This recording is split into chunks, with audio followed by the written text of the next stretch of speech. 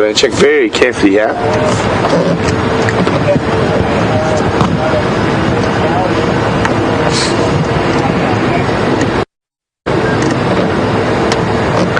Some old lion tracks.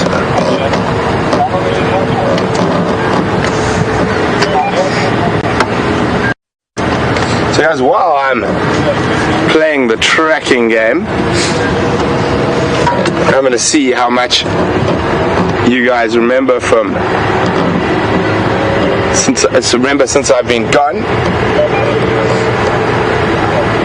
And let me just give 1 second to find it quickly. Hopefully should be some here.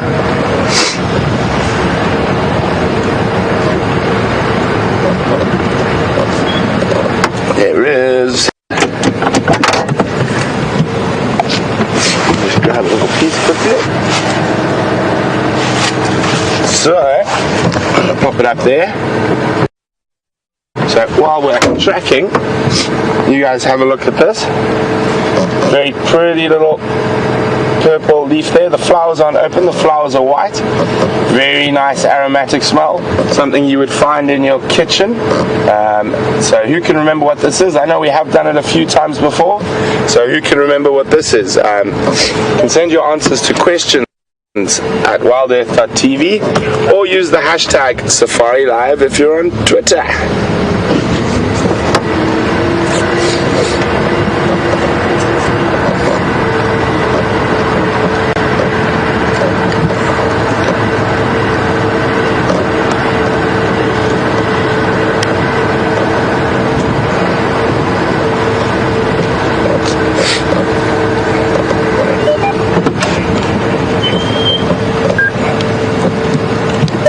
Standing by.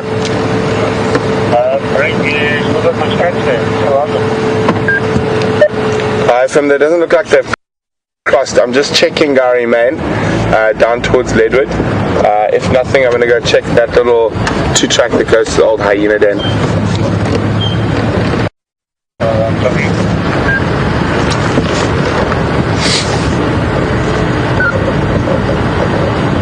So while we're here, guys, there's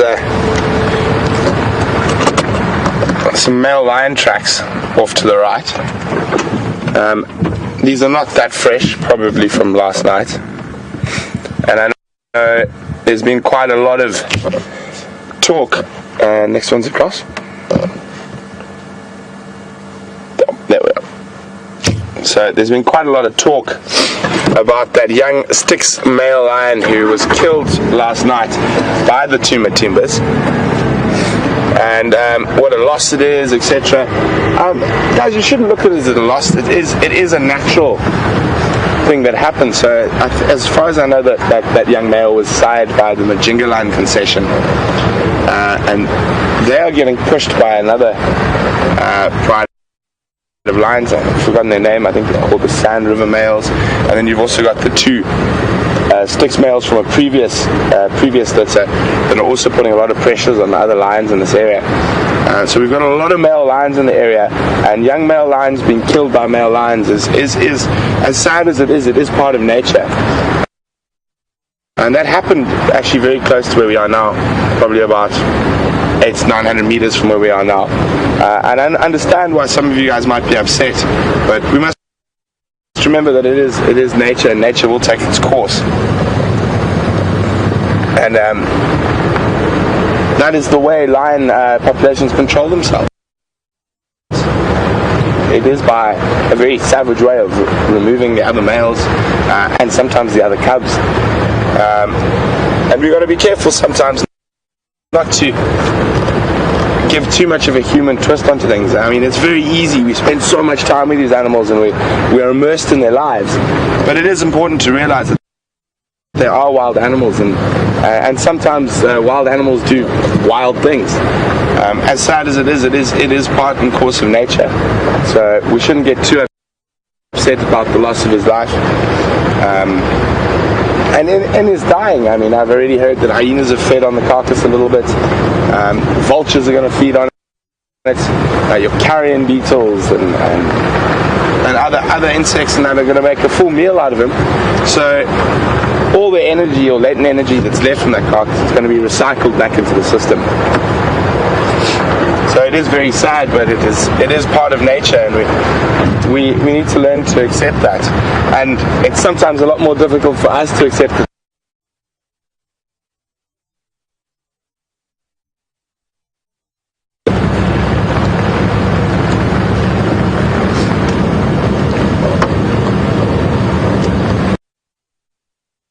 So guys, while we keep checking for this female leopard track, see if they've come out, we're going to head across to Marcus and see what he's got flying around.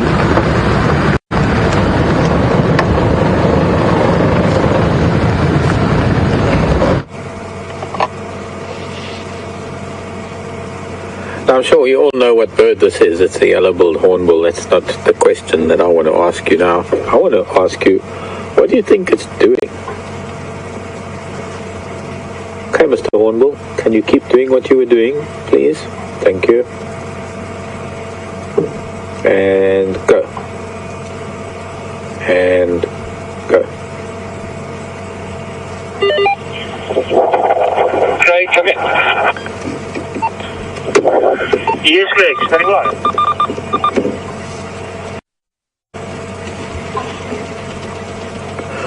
We're very lucky we've actually found a few birds together in a lovely late afternoon light.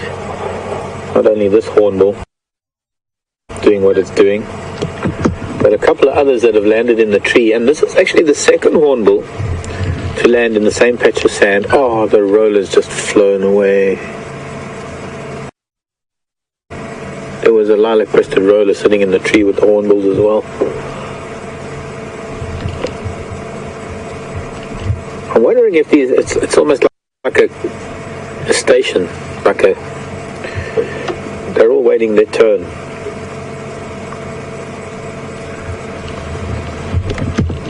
Or not. Because now the whole family had flown off.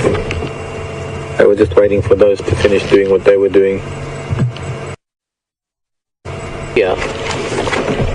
That is known as the Pavonia. Well, this is very similar. This is not the same Pavonia as this one in the book, but it's the closest I can get out of all of my flower books.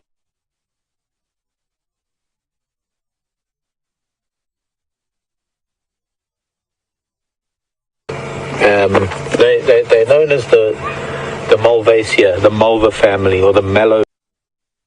In the mallow family is probably the cotton plant, and you'll notice there's a very close similarity between the way those seeds are encased in that little cottony puff ball as the cotton, and I'll be able to maybe find you some wild cotton to just reinforce what I'm saying, and that it is all cotton family. But it's important to us as humans because we use it for our fabric.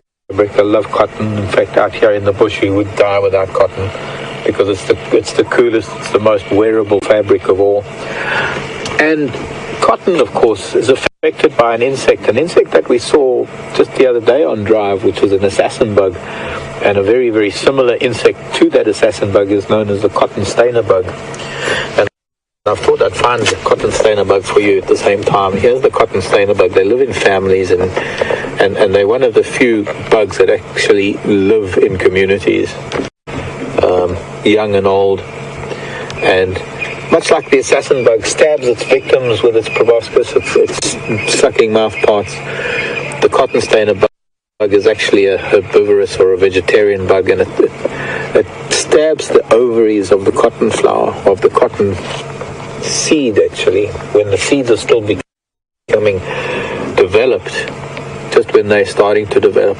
And what happens is that by piercing the ovaries and sucking the juices out of the freshly growing seeds, they expose it to a fungus, and the fungus that develops on the seed actually stains the cotton, and of course it can render an entire crop of cotton useless, which makes them very economically important as a bug, a true bug. And all of that from that little dwarf hibiscus. I wish I could show you the flower. I've got pictures of it. You have to look at my Facebook page. You get a dwarf hibiscus and you get a miniature hibiscus.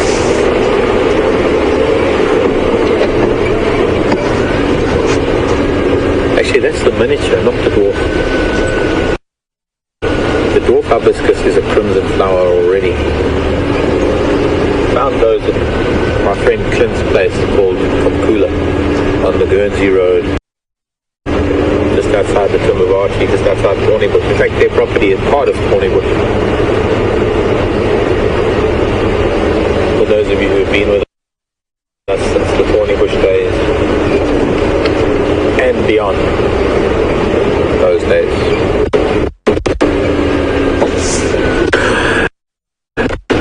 And wants to see a living leadwood, of course, and I cannot show you the wonderful skeletons of the old dead legends of leadwoods without showing some modern day leadwoods. And some of them, I believe, would have survived that drought, but some of them are invariably a lot younger than that terrible drought that probably would have killed off so many 600 years ago. I need to do some more research into that. I'm sure Sharon in Austria might possibly look into it. It's a very interesting subject.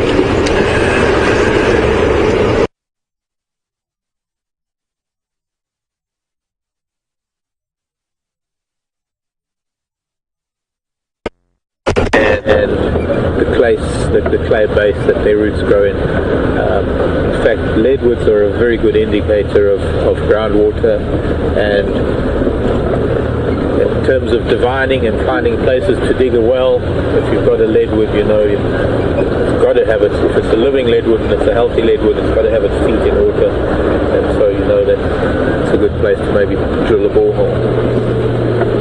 The problem with that is that if you draw too much water from the well, then you fill the leadwood. So here we are at Arathusa Dam. Such a beautiful lodge. The dam, much like all the others, drying up fast and fiercely, quickly. Plus it's got all this Ludwigia, this aquatic plant that is starting to choke it a little bit. I'm sure it does oxygenate the water, but following the heron.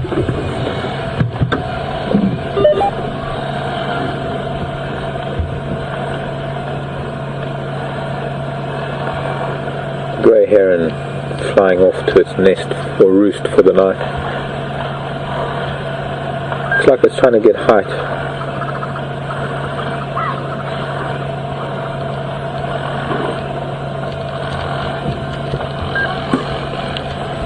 A lot of work going on at the lodge. There was a bit of work going on yesterday, and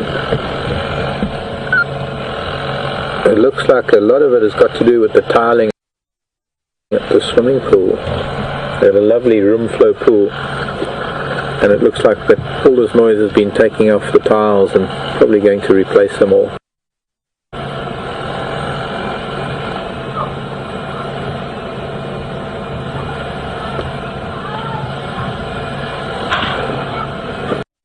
So it is a little bit noisy, but let's make our way down past the dam.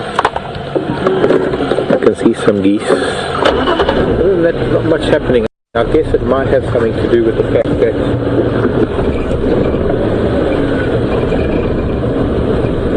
there's a lot of noise coming from the lodge.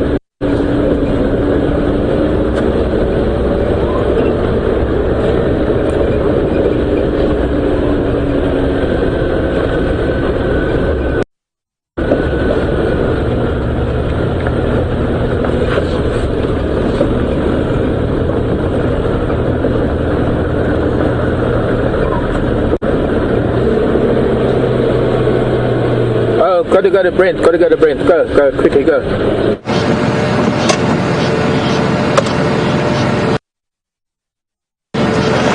Welcome back, guys. It looks like my leopard luck continues. Brian and I have been tracking this female, and we've just found her. I'm not sure who this is. She's really small. It doesn't look like a leopard I know. Maybe you guys can help me. Unfortunately, she's right on our boundary. She's actually crossing the boundary in front of us now. But I don't know this leopard.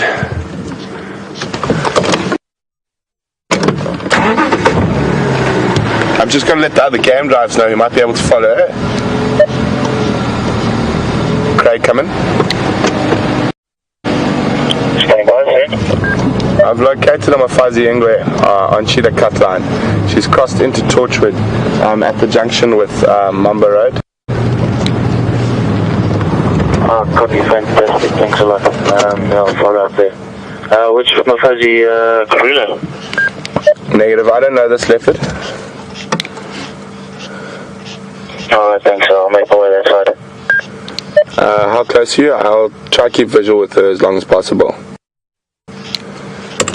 I'm just at Gari Dam at the moment. I'd like to cross the dam wall. Okay, copy. I will drop a branch. Sorry, my correction on that direction is that she's crossed into Torchwood at the junction with Leadwood, not Mamba. No problem. Just leave a branch for me.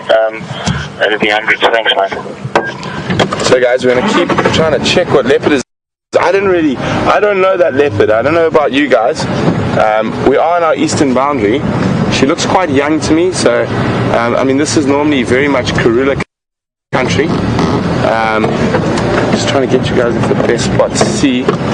I'm hoping she starts trying to go a little bit more parallel to us. A couple of young boys at Gari Dam. Rather than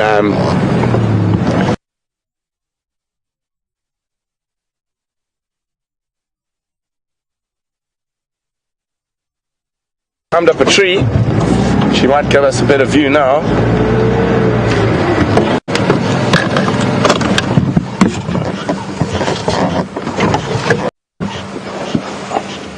So I don't know if you guys managed to get a better look than me. It's possibly which leopard this is. She looks quite young. I mean, I didn't even have a chance to get my camera out and snap a shot. So guys, if you can help me, please send which leopard do you guys think this is, which leopard it could possibly be. I'm very sure it's not Karula, just from that look I had. The colour scheme is quite a bit darker, and definitely didn't see the wow on her forehead.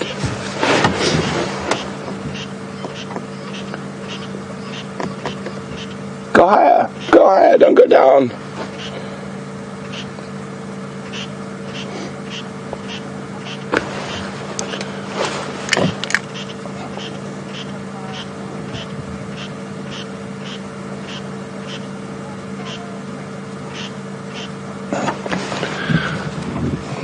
Hi, Jeffrey from Texas. Jeffrey says it looks like shadow, question mark.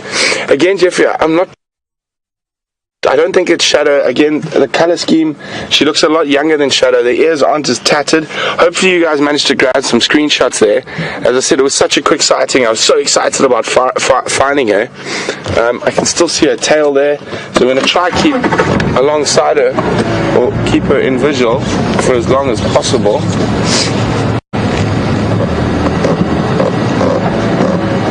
I think the female leopard that is seen from to the further east to us is Tandi, which is another one of Karula's offspring, but I'm not sure. I've never seen her before.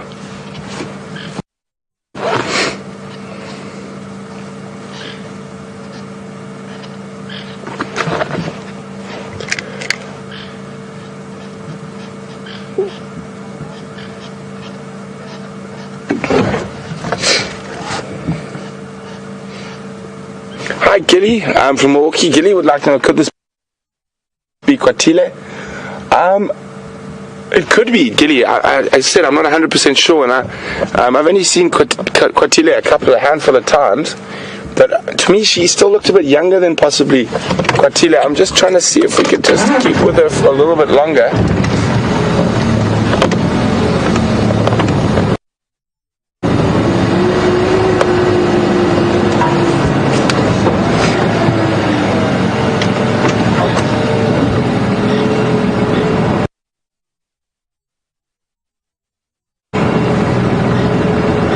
And Brian and I have just been chatting while we're off air about how strange the tracks are at the moment, like up and down and in and out.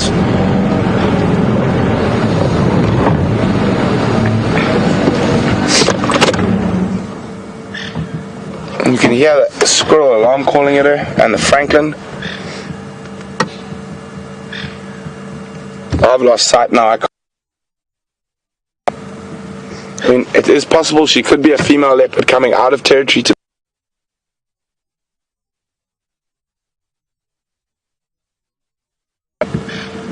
but it's just really interesting to me. I'd really love to know which leopard this was. Very exciting stuff. And nice to know I've still got a little bit of the luck. The leopard man. The leopard luck.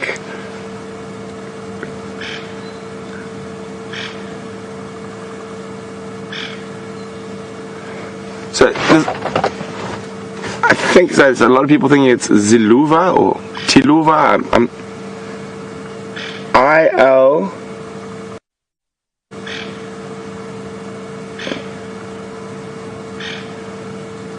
X-I-L-V-U-A. Xiluva. Well, I'm not 100% sure who that leopard is. I haven't heard of her. She does look quite young. I don't think she'd be much over 5, just on that very quick glimpse that we did have of her. But again, I might be completely off base. But it does look like a leopard. I don't know. Interesting thing is she was acting like she was scent marking when I first spotted her in the thicket, but I didn't see her actually spray. So who knows? Be very interesting. I'll definitely have a look at the screenshots when we get back and maybe send it through to some of the other guides around the area. There is another guide, Craig, who's coming to try to follow up. I'm just going to have to drop a branch on the road where she crossed, so he has a good idea about where to follow her, because he can go onto that side, but we can't.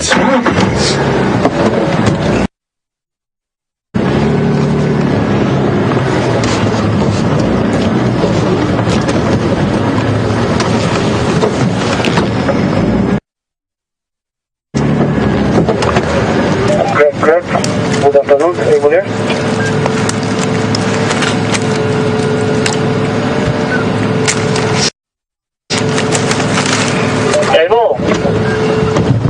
So apparently this leopard might be the cub of Inkanyeni, who I know is to the north of us. And they have started being seen alone, independents, quite a lot recently. So which means they're about 2 to 3 years.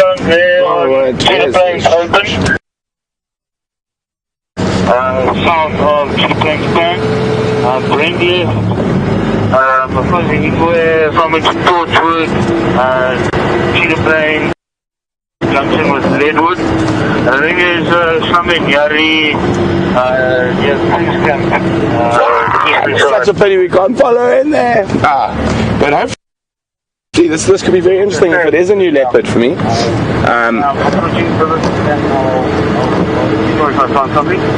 I'm going to keep going on here. There's an area where I had lots of mail trucks in and out, so I even said to Brian we need to check as it gets a bit later, and the sun is setting quite nicely to the west of us there. And Brian will give you a quick squiz through the trees.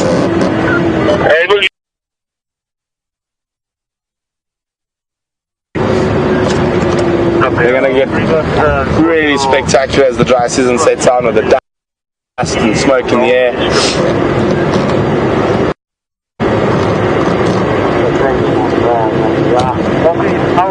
I'm really puzzled, guys. Negative. Very, very beautiful leopard though. So pretty. But definitely very young. Craig coming.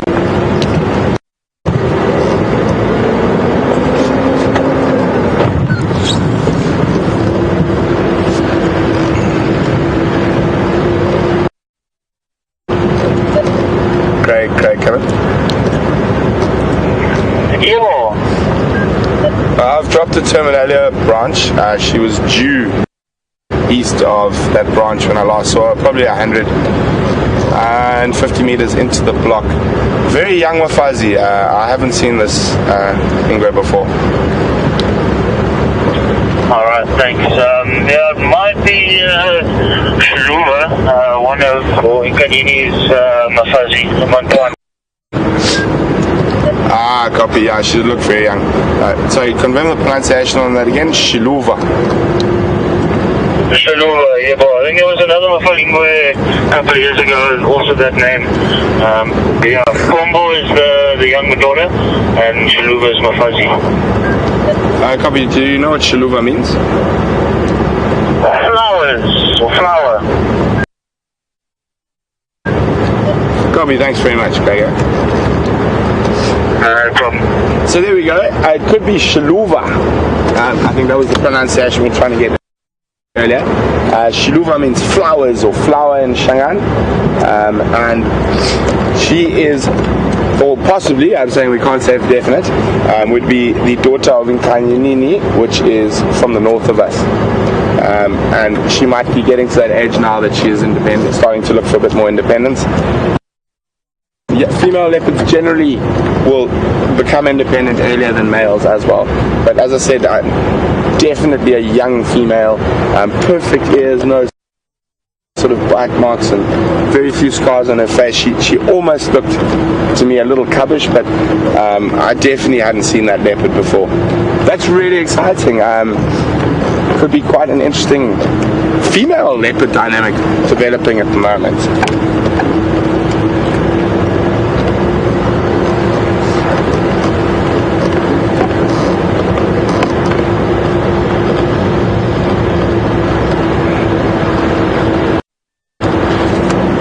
Well, thanks Marie and Anne Hendricks. They say if it is Xiluva, she was born in December 2014. So yo, not even a year old yet, and already starting to show independence. I have heard of female leopards going independent at as young as 8 months though.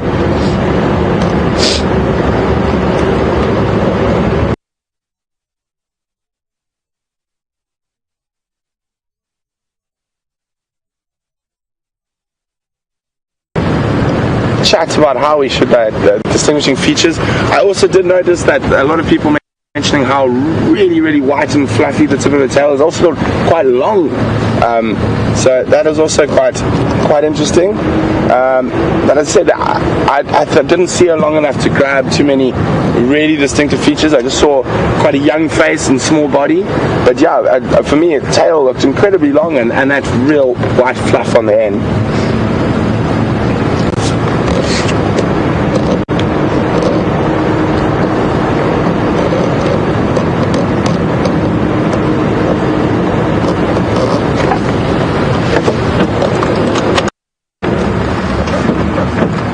Hey guys, while we puzzle and ponder which leopard that is, we're going to cross over to Marcus for a bit, and I'm going to go back into that area where I had the male tracks earlier and see if we get some luck. So we'll see you in a little bit, guys, and really exciting that we might have possibly seen a new leopard tonight.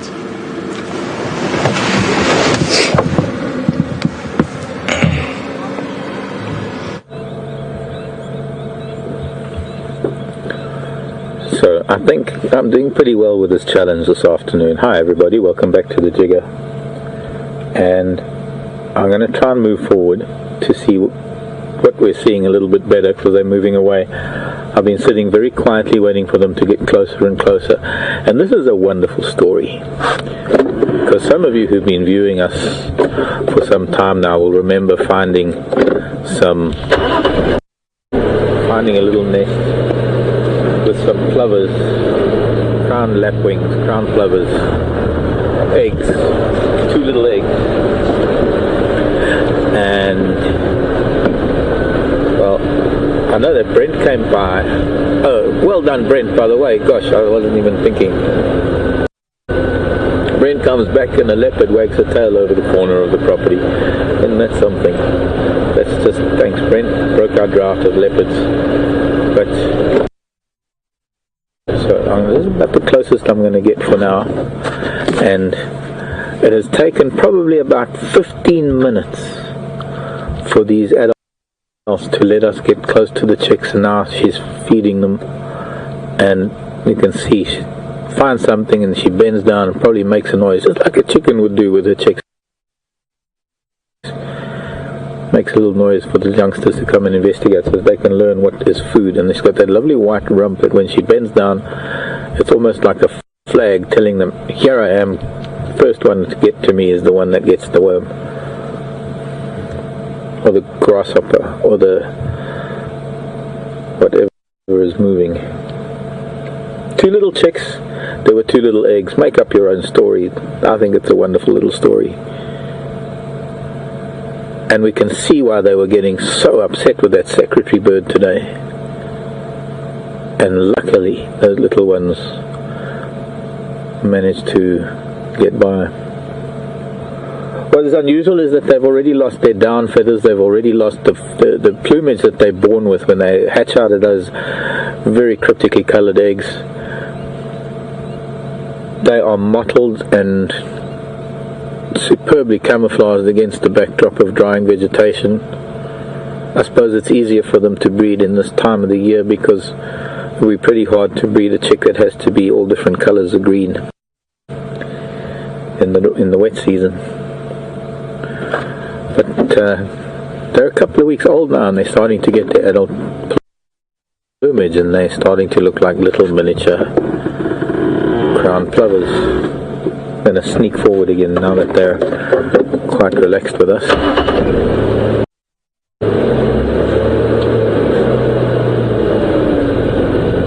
I would expect the secretary birds flown away by now or into a tree somewhere, because it's not going to be very safe for a secretary bird on the ground.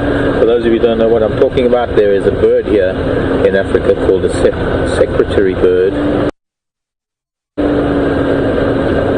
It is quite a remarkable bird of prey. Very, very long legs. It stomps around the grassland, stamping its prey to death. Interestingly, this very limp orange thing where they are is the windsock for the airstrip.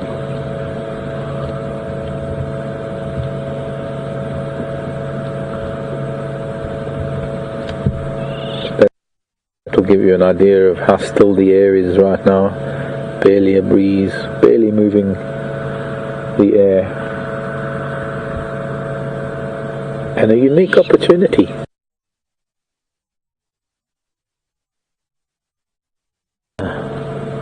Member of the family on the other side of the airstrip just mentioning to this one that there are impala running across. That's what's happening. Look at that, perfect little replicas.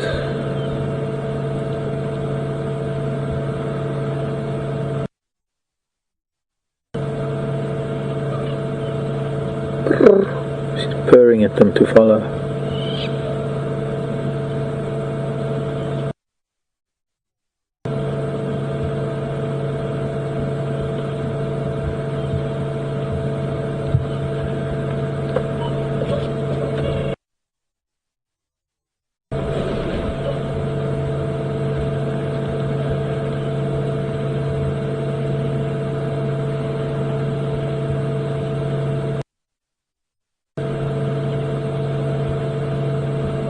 You can see why the colouring makes so much difference in their lives, where they're physically communicating with one another as opposed to verbally. And those very distinct markings on her forehead and the dark lines through her eyes are all there to sort of like pointing an arm and a finger and dotting the spot. That's almost what it is with the very red beak. It's telling the chicks, here's your food, and for the few weeks that they're going to be with her, they got to learn quickly. After that, they're on their own.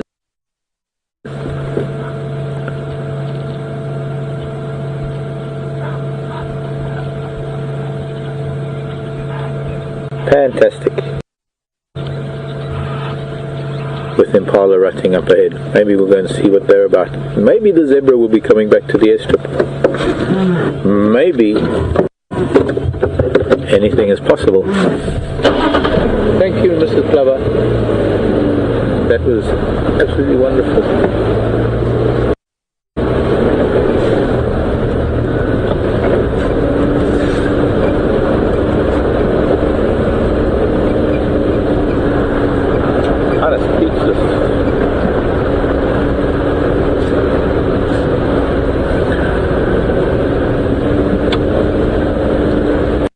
And a perfect example of how patience pays off. Just sitting quietly actually ended up bringing a chick closer to us than we could have ever got close to her. If we had tried to drive that close, she would just kept moving away. But by sitting quietly and proving that we weren't a threat, she actually ended up coming closer to us. Kind of the same principle with most animals, really. Elephants, lions. Don't approach them. If they want to come close to you, let them. Leave it up to them. And a bachelor group of impala that are, well, it's a youngster getting a lesson from an older ram, actually.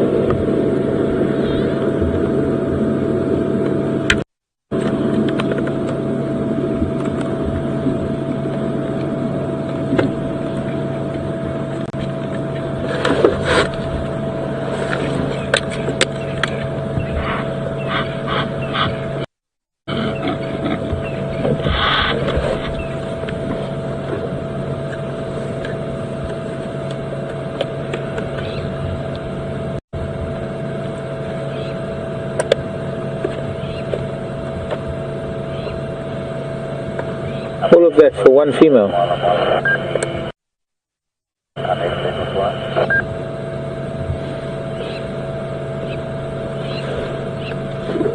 He's got one.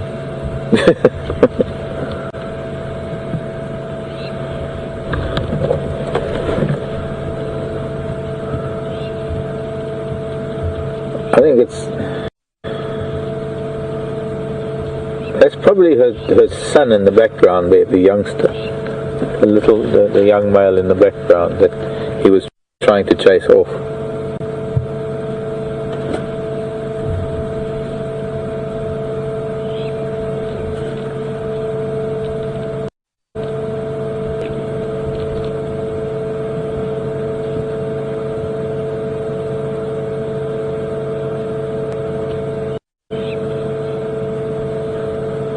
Interesting interaction.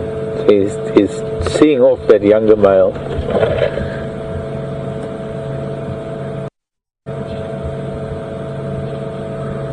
There's a second youngster there. Almost as though, go to your bachelor herd, and then he's coming back,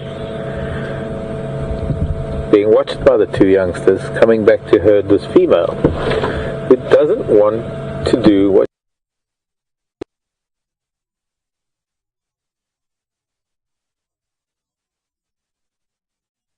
time of the year. Testosterone levels are high.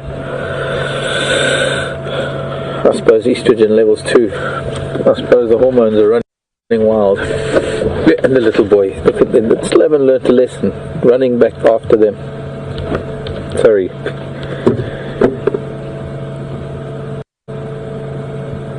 I'm getting you back there on the camera.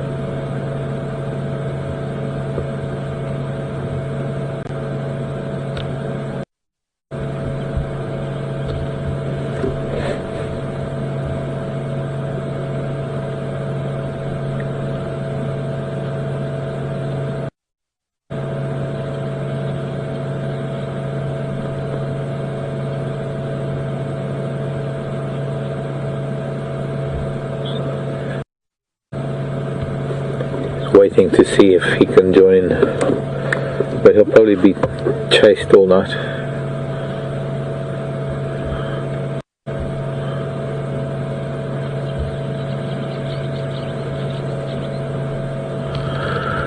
Hello Grace in Dallas. Let's move along. We've got limited daylight and miles to cover. And a Swainson's spur fowl running across the road. I suppose this does get in the way sometimes. There's a Franklin's spur fowl. Actually they were in the background at one time when we were watching the baby plovers.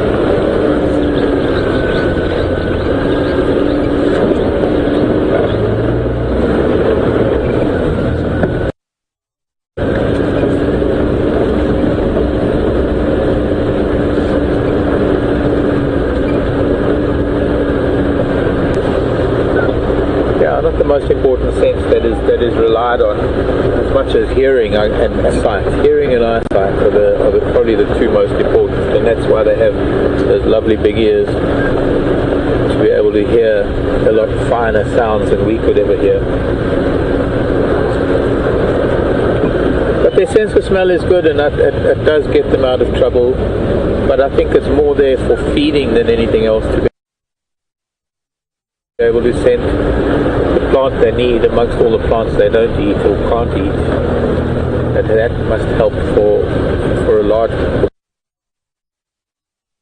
portion, or rather that must be a large percentage of what their sense of smell is all about.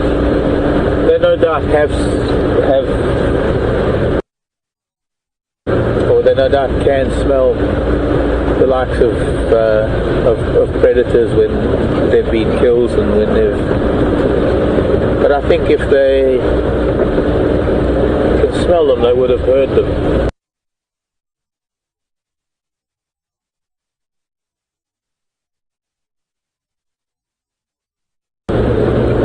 Overpopulated. Everything needs a predator.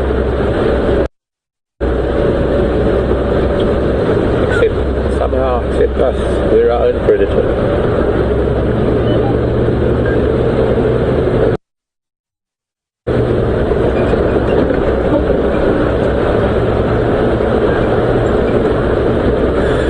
Penny Pine wanted to know if I've ever visited the Sequoia National Park, the redwoods, Sequoia redwoods. I didn't get to Sequoia, Penny Pine, but I did get to the big state redwoods. Gosh, I must think. I got to Nicene Mark. I think that was also the epicenter of the 89 earthquake, if I'm not mistaken, somewhere down in Nicene Mark area, near Capitola, Aptos, that area. There was the Henry Cow, I think, Redwood State Park. Henry Cow, I think, was one of them. But yes, a lot of the redwood areas around, like between San Jose, Santa Cruz, and Aptos, Capitola.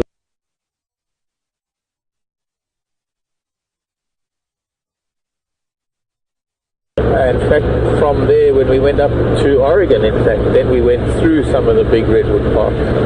But what was most amazing was that the night that I landed in California, I landed at, must have been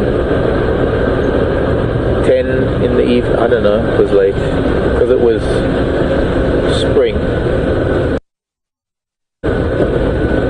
and I think the sun was going down, and it could have been 8 in the evening, 7 or 8 in the evening, but it was dark. Landing in San Jose and driving over the mountain on the back roads over to well, not quite to Santa Cruz, but to Aptos. I suppose through Los Gatos, and from there the back road. And the first time Sandy stopped the car, which was an old Volvo, a little grey Volvo, was on the mountain pass, and there was just redwoods, and there was dead silence. And I'd been in Europe for over a month. I'd been in ski villages. I'd been in very intense city circumstances, and I suddenly was standing in this little redwood forest without any artificial light, and I could actually touch a redwood. I've actually got those leaves from that night still in one of my tree books. In fact, I think it's the tree book at home, the Coates Belgrave trees.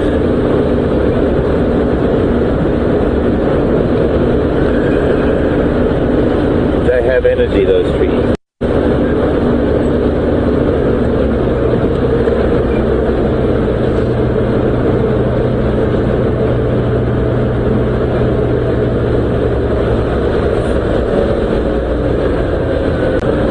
Max, welcome to Wild Earth. Max, I think Max is fairly new because Max is asking a question that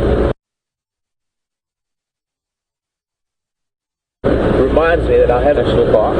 It is a private park in the western area of the Kruger National Park. It is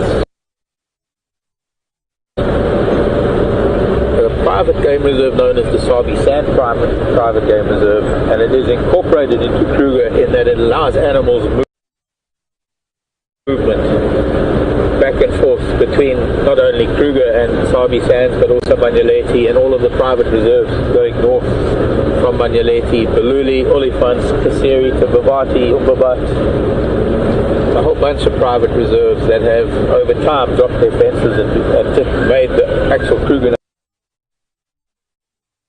National Park a lot bigger for animal movement.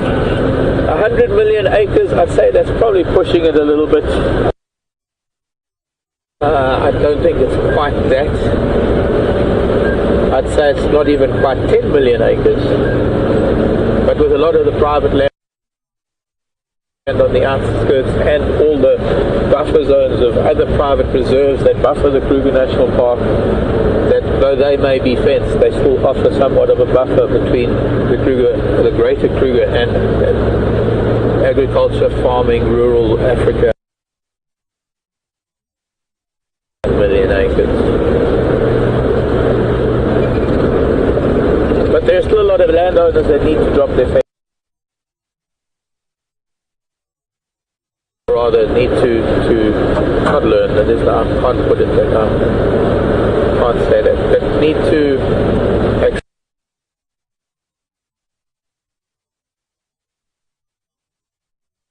better than for the greater good of everything.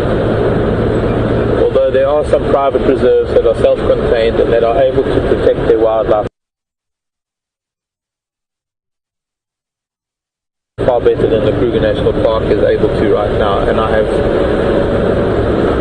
no doubt that their logic is sound in that they could protect the animals that they've got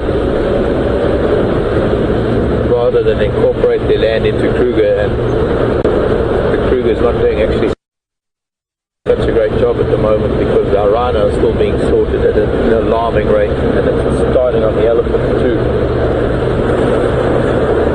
That's just unprecedented numbers. It's just not a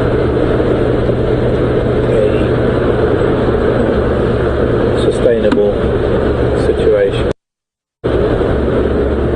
We're losing wildlife.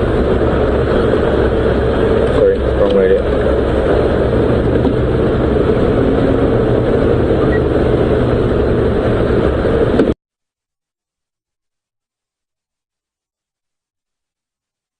some in Pennsylvania is asking about the porcupine. There was an earlier question about a porcupine, also from and well, being nocturnal. Let's do Zoe's Road. That's a good idea. We're going to go to whole of Zoe's Road because we're going to get to Impala Plains and go up. There'll be porcupine done there. Maybe we'll be lucky. Porcupines. What is the predator of a porcupine? And I pick up as saying that the only predator is a fisher. Really? Kind of a stoat. A weasel family, which would be a mustelid, which we don't get here. The only mustelid we get is the honey badger.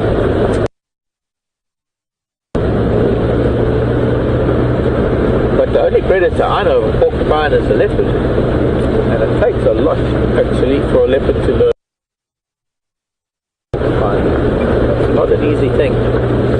Because anything that tackles with a porcupine, and our African porcupines, I think, are a lot worse than other porcupines. The variety of spines on an African porcupine far exceeds even the barbed spines. And Paula, I know we've had this argument on his birthday, but that's another story for another fireside chat. But our porcupines are quite vicious when it comes to defending themselves. They'll poke their nose into a bush with just the spines, all the quills sticking out, and they will actively back up into their aggressor. Porcupines cannot shoot their quills, but they do come out fairly easily. They're constantly losing quills. As you've noticed, we're always picking up quills off of the ground, off of the road, because they like to walk on the road.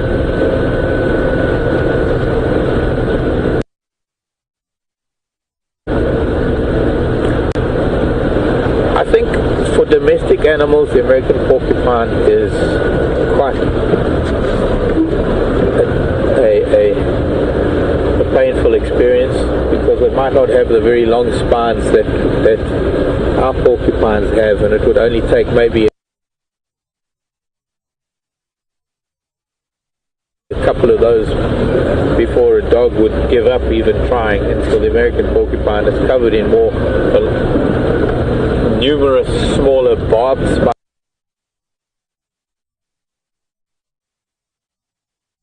Have much of a barb. There's a little bit of a serration to some of the tips of the quills, and I promise you, being pricked by just a single quill is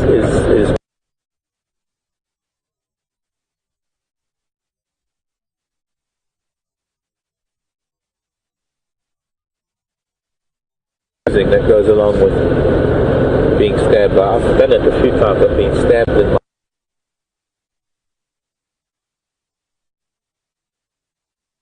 my quills and feathers in the dashboard of my vehicle, and sometimes when I reach across to lift the windshield or to reach something, being poked, and it causes bad bruising, and it's just very painful. So, not easy for an animal to get to a porcupine.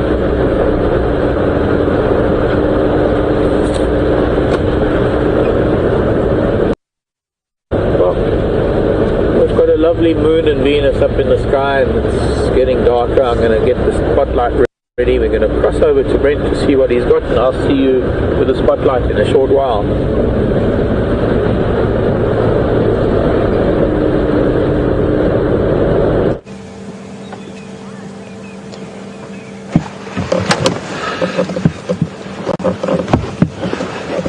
Welcome back, everyone.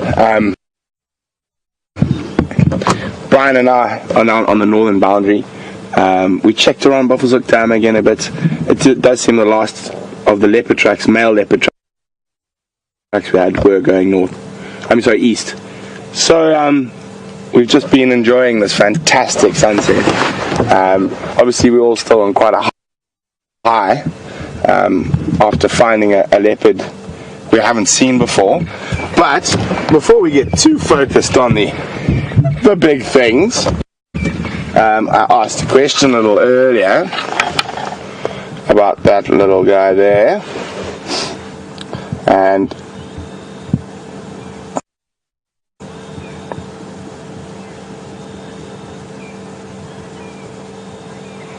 so Mary, Chris, Katrina, and Eileen. Well done, you guys were the first to answer. And there were lots of other people who got it correct, so well done to all of you. It is a wild basil. Hoping it was going to clear my sinuses, but not. But so we're going to continue heading west to the setting sun. From the last I heard, the tracks of the Kahuma Pride crossed west into the Manyeleti Game Reserve. There's a small chance they might head down back towards Sydney's Dam. So we're just going to take a slow meander down the road and see if we get any luck. There's something special about the African bush at this time of the day. Everything seems to change. It's a wonderful temperature, and it's time for the nocturnal animals to take over.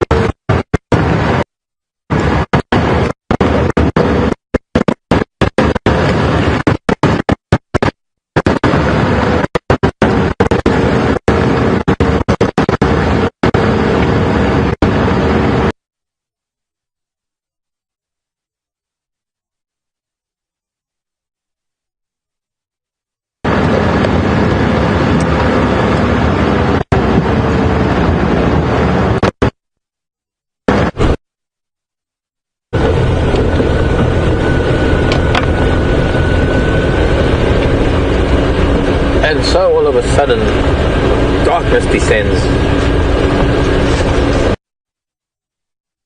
And the dark continent, once again, hides its secrets from those diurnal primates.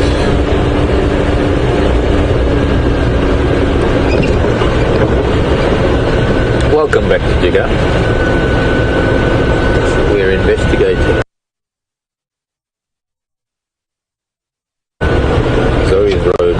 nocturnal awakenings. Try to see what might be creeping out of the woodwork. It's a lovely evening. It's warm. It's not chilly yet. Although with a clear sky, no doubt there's going to be some dew falling, and that's just going to make it really chilly in the morning. So we'll deal with that when we wake up. For now, and there was an elephant track. The top of the car tracks from today. All we can do is maybe listen to an elephant. We can't watch an elephant at night. We're really looking for some of the nocturnal creatures that we don't see or not likely to see during the day. Porcupine that we've been talking about. Porcupine is one of them. Other creatures might be things like honey badger, or there's a zebra. That's not one of the things I'm talking about. I'm not going to shine on the zebra. I'll just maybe bounce the light off the grasses if he stays there.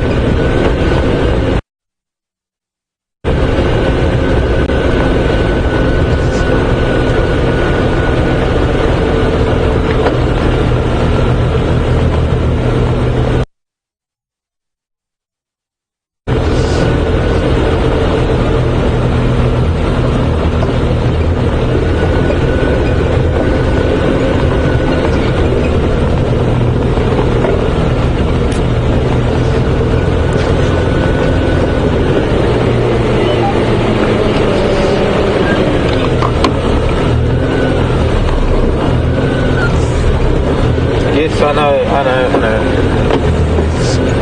Thank you. I know, I'm sorry, zebras. You don't like the lights.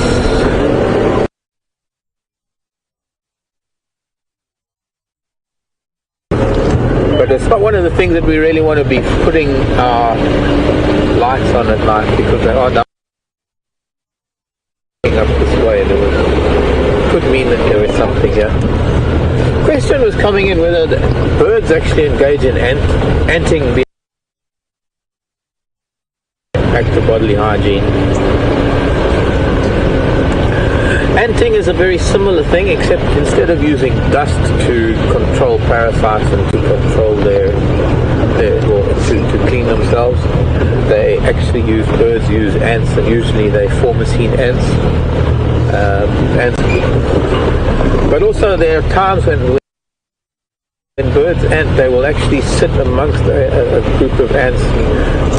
They agitate the ants by almost behaving the same way that they do when they're dust bathing, and they force these ants, especially the pugnacious ant. I think that's one of the ant species that is most widely used, because the ants don't really want to do anything to the birds, but they will roam all over it looking for things, and they're likely to actually pick mites and fleas and things, ticks off of the bird's body. But yes, a lot of it has got to do with the defensive liquids that ants will produce, and sorry, I'm on your side here, and use those fluids to help maintain bodily, or maintain their hygiene, maintain their parasite loads. Liam and I have decided that he'll take the left, I'll take the right, and we're going to try and find something nocturnal for you. So while we're heading up towards the Impala Plains, go over to Brent, and I'll see you in a bit.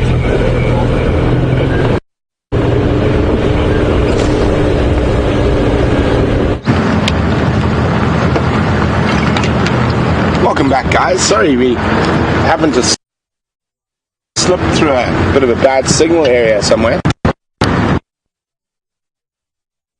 Concentrating. My mind's still a flutter with the new leopard. And as I said earlier, we're just heading down towards Sydney's Dam, just to check if my pride have come back to the east. So I think we're going to do is get a little bit further up here.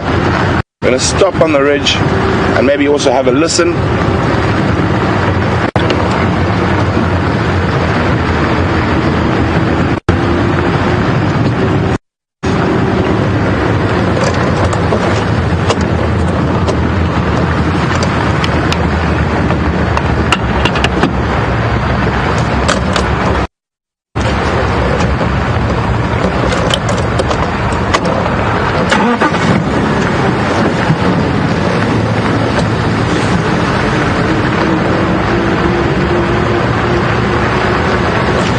So, since I like the collective noun game so much, James has decided, he put out there in the Twitter sphere, what would be the best collective noun for a group of Wild Earth presenters, and I'm just going to get everyone to go through. I'm just going to get them to go through them one by one again.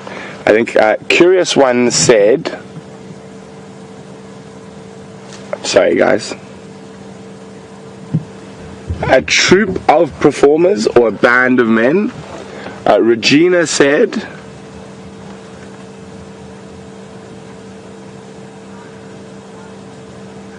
a knowledge of Wild Earth presenters. Thank you very much, Regina.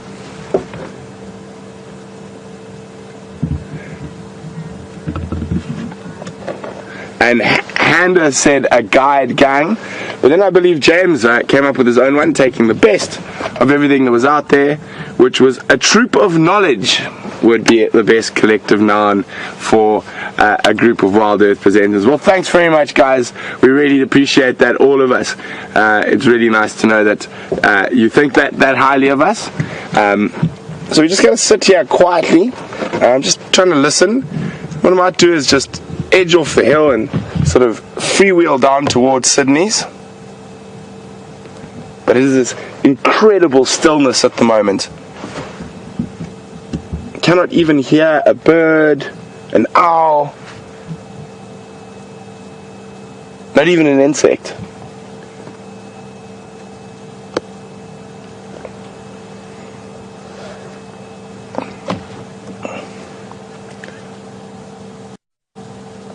Okay, we're going to start edging down the hill. Oop.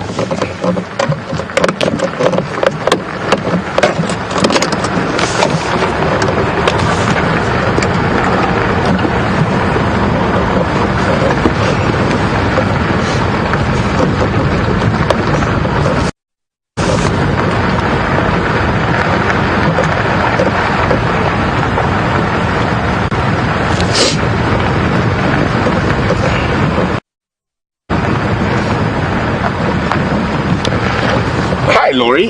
Laurie said she heard Peter once say that elephants quite often will communicate in a frequency that's lower than we can hear, 2/3 of the time. And she was wondering what other African animals communicate in frequencies we can't hear. Well, I would think quite a lot. Definitely all the bat species. And I'd say quite a few of your smaller rodents, the mice.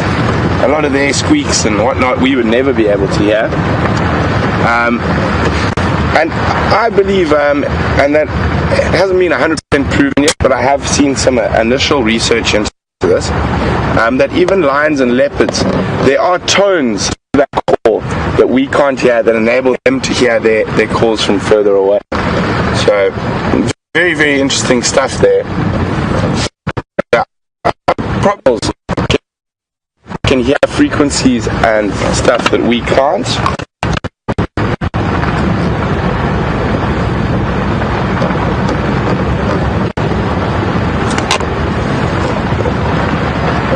So we just slowly drift on towards Sydney, hoping to hear an alarm call, or even better, a roar.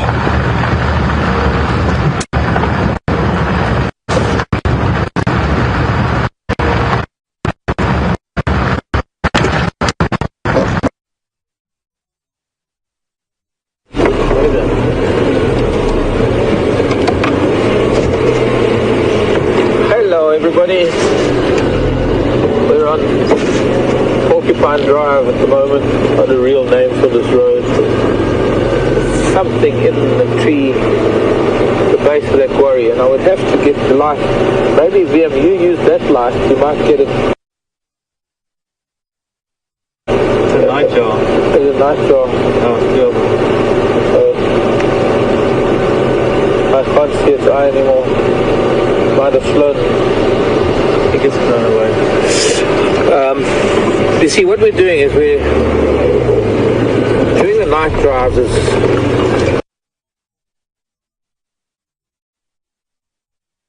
only possible because we can actually see the reflection of animals' eyes. And, well, as brief as it is.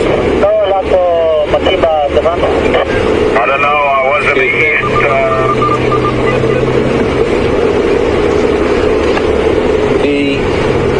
Reflect the light back almost instantaneously, if not the speed of light, and it allows us to pick out those animals even deep in the bush. But we tend not to want to shine on the animals for too long because it is after all a white light.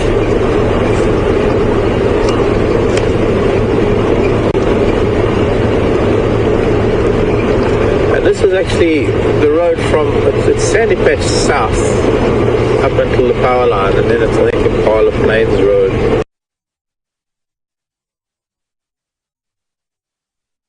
Porcupine traction, and I've seen porcupine dung over a period of days, which means that they are using this road for now. They probably found a feeding spot. They probably found somewhere where they're either digging up roots or there's a bark that they're chewing or there's something that they need, and they have been using the same route for the last days. We've been on this road because I've had lion tracks here, we've had leopard tracks here. There have been elephant tracks too, although I haven't seen elephants here for a few days on this particular road. And I was just hoping that maybe these porcospinos are going to wake up.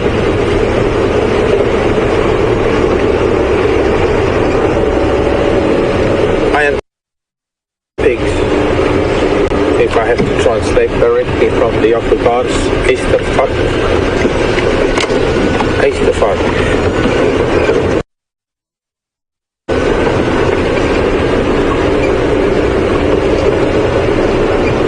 Jean, hello Jean, in Los Angeles,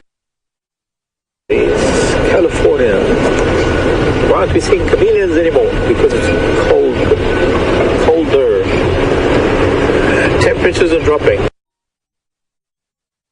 And it's only in the hot evenings that chameleons will find themselves maybe on the ends of branches, because I think maybe it's safer for them there.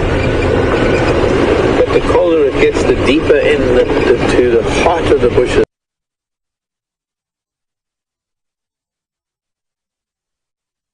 We have the first chameleon, but it is a little bit harder to find chameleons this time of the year, because the air is so much colder that they need to be a lot more sheltered. And they will find cracks and crevices and hollows. They don't hibernate as such, because they'll be out during the day. Or maybe just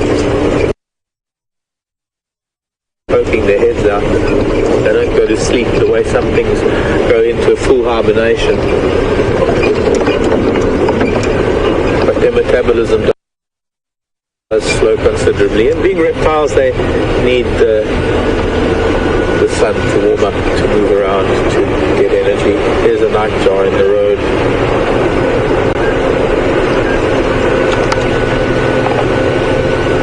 Oh, bye-bye. Sitting in the road makes it easier for them to see their prey, which are little insects flying around. They see the insect silhouetted against the sky. You got to imagine how much brighter it is for them. In fact, probably what we're seeing with lights is what they see without lights, almost. And by sitting on the ground, it just highlights that everything else above them is the sky. So it gives them a greater chance of seeing even small insects that only fly a few inches above the ground.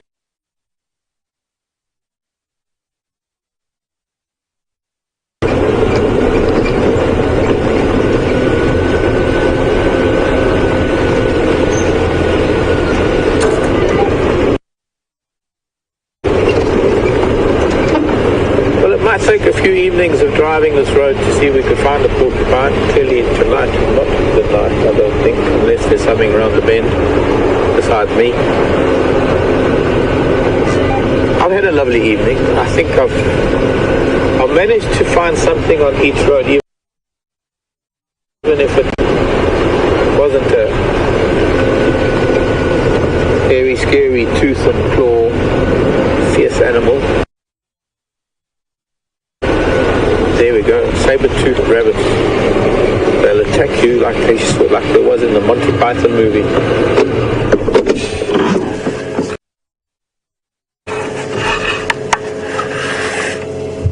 No, they're not. They are just harmless scrub hares. Beautiful creatures. Can't be that dangerous if scrub hares can survive, but they've got big ears.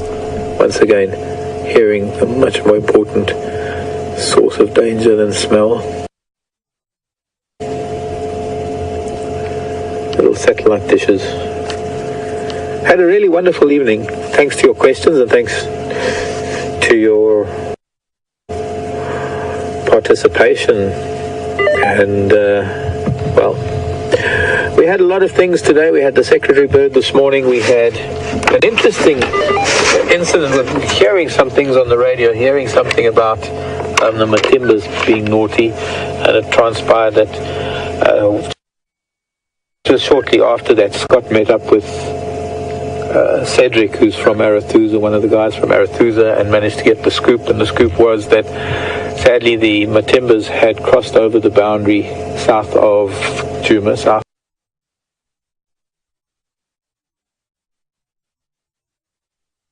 There was a moment where it was thought that it might have affected the Nkahuma pride. Tomorrow is another day. It's another moon phase. We've got a really lovely moon. I'm sure VM will show it to you just after I say goodbye. And so I'm going to say good night. Thanks a lot. Love you lots. And I'll see you tomorrow morning. Eyes have to be on him. Welcome back, guys. Been quite an interesting evening. It was quite slow. But Brian and I had faith. We had those leopard tracks in that area, and we worked that area. Rewarded with a female leopard that no one's seen before. I think she was really young. I think maybe, now that I look back at it, maybe even a little bit younger. I said she was definitely under 5. I think now it'd be almost say she's definitely under 3. I think there's a very good chance it could be in Kayanini's youngster. So going to be very interesting to see what happens. She might have just wandered away from mom, although I know her mother was seen mating further to the east of us. So interesting times again, and female leopard do sometimes get independent much younger than males. I mean, I've seen 8-9 month female leopard independent before.